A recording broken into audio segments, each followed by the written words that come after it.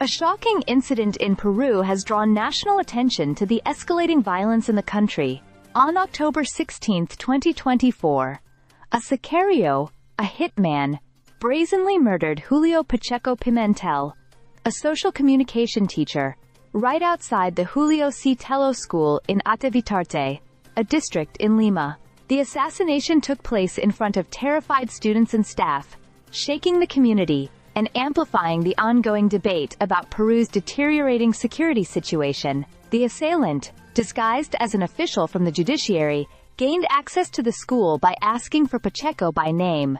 Once inside, he coldly approached the teacher and fired multiple shots before fleeing the scene on a motorcycle, driven by an accomplice. The attack unfolded during school hours, turning what should have been a routine day into a terrifying spectacle of violence.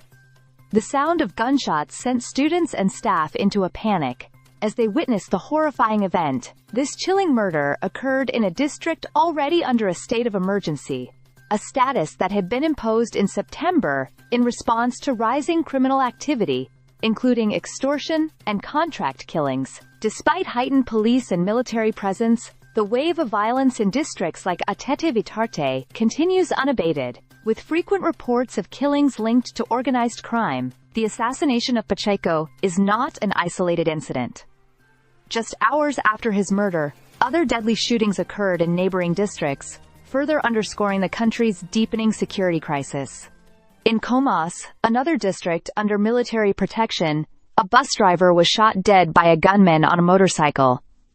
In San Martín de Porres, a 35-year-old man was also gunned down in broad daylight.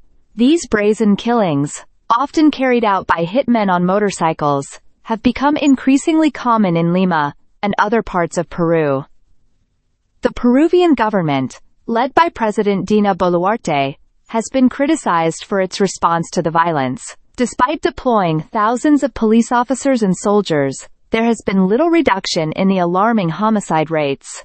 As of mid-October 2024, Peru has already recorded 1,493 homicides this year, surpassing the total for 2023, with an average of 5 murders a day. The government's efforts to curb this violence, including expanding the state of emergency and proposing more military involvement, have so far proven ineffective. The murder of Julio Pacheco has left the local community in shock, and parents are understandably fearful for their children's safety. The Ministry of Education suspended classes at the school for 3 days, and military forces were deployed to guard the institution. However, these measures have done little to calm the fears of parents and residents, who feel that security is still woefully inadequate.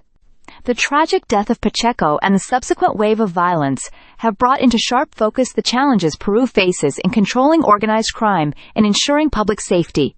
With a growing sense of insecurity and no clear solutions in sight, Peruvians are left questioning whether the government's response will be enough to stem the tide of violence engulfing their communities. Stay subscribed for more videos.